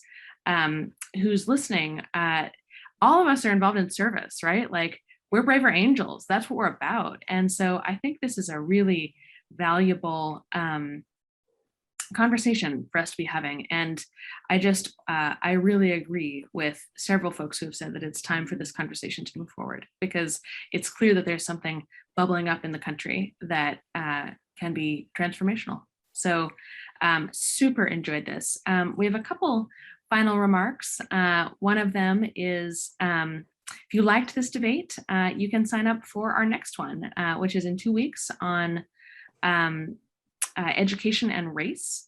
And then we'll have the one after that will be on voting. And so if you like this, sign up for the next one. And the link to that will be in the chat in a moment. We're going to close the chat to the sort of to everybody, but keep it open for announcements. So that's one of them. And then as for, we were talking about Braver Angels, and as for why you might want to consider being part of it, I'm going to turn it over to Luke Nathan Phillips. Go ahead and unmute and tell us why you're part of this, Luke. Thank you, Madam Chair. Can everybody hear me all right? Am I coming through good? Awesome, Yep. Great.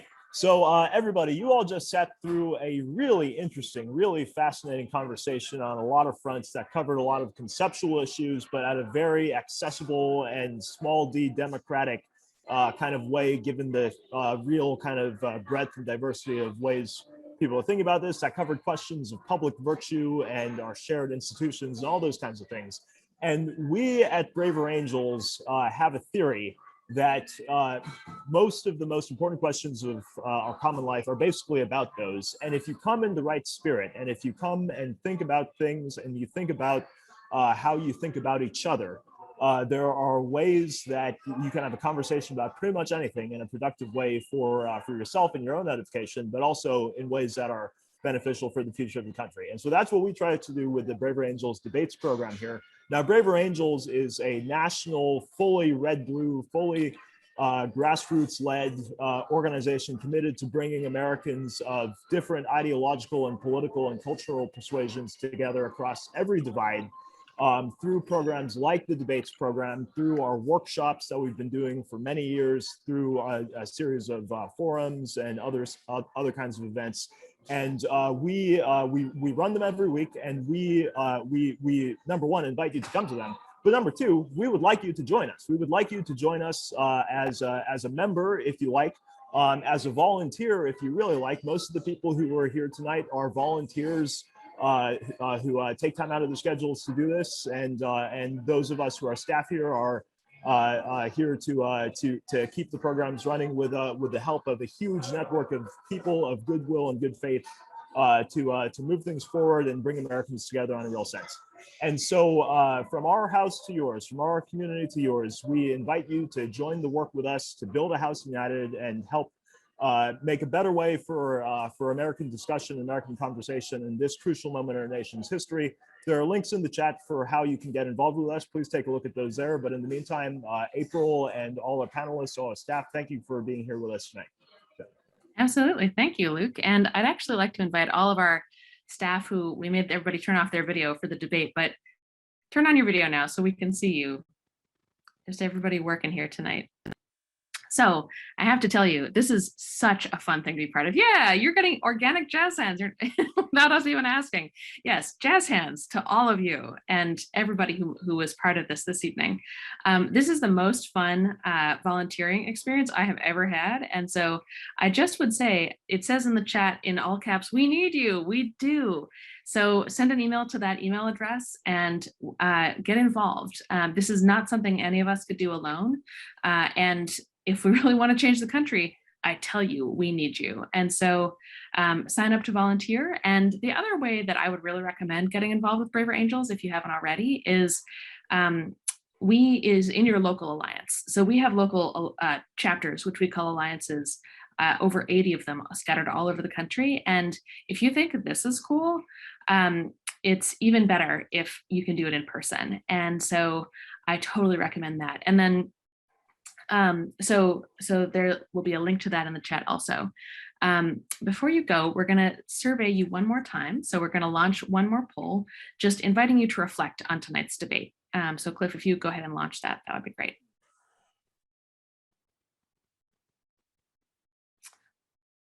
All right. People liked a lot of things about this debate. Truthfulness and honesty of opinions shared, respect shown to others, deeper understanding of the issues, personal experiences. Looks like over 75% of people said that what they heard tonight affects how they think about this issue. They either somewhat or strongly agree with that. And finally, 96% of people say that they're thinking about how the other side sees this has changed and improved. And so that is what we call a success, folks. Like, those are really good numbers and really meaningful. So the last thing we'll say is we have a little, yes, thank you. We have a little just survey. We're always trying to make these better. So the link for that will go in the chat as well. And we're going to end tonight with a song. All the songs that we play at the beginning, middle, sometimes middle in this debate, beginning and end of our debate, are from our songwriting contest. So they were submitted by just local songwriters all over the country. And so the closing song tonight is one of our favorites, and feel free to stay or go as you need to, but thank you so much for being here. And Esther, let's hear that song.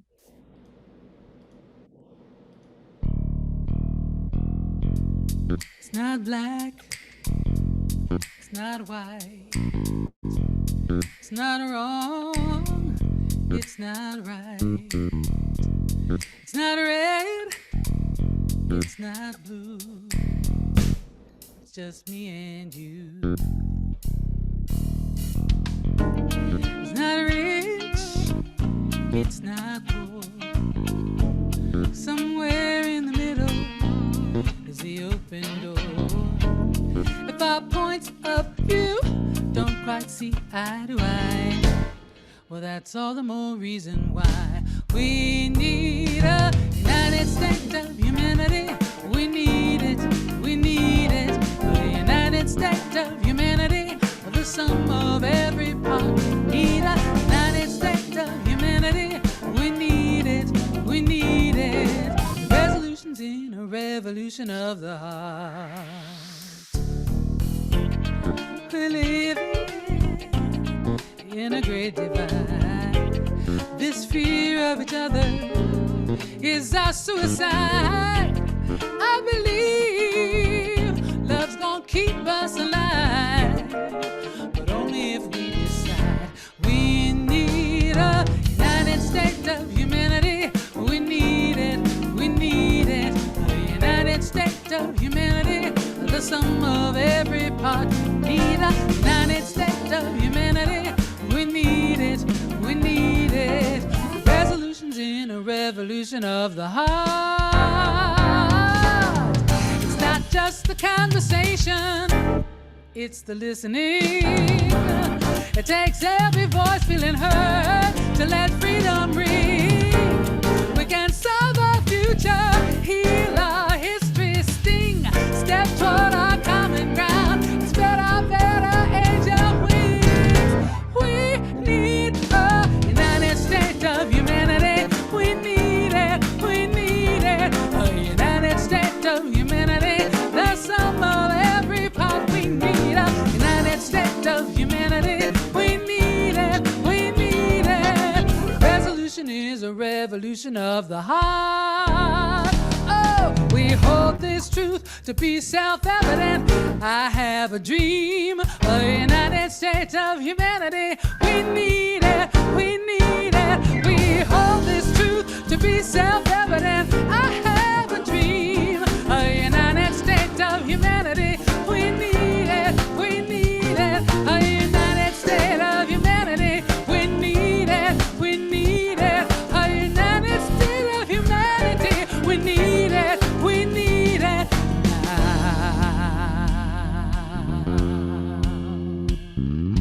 Resolutions in a revolution of resolutions in a revolution of revolutions in a revolution of the heart.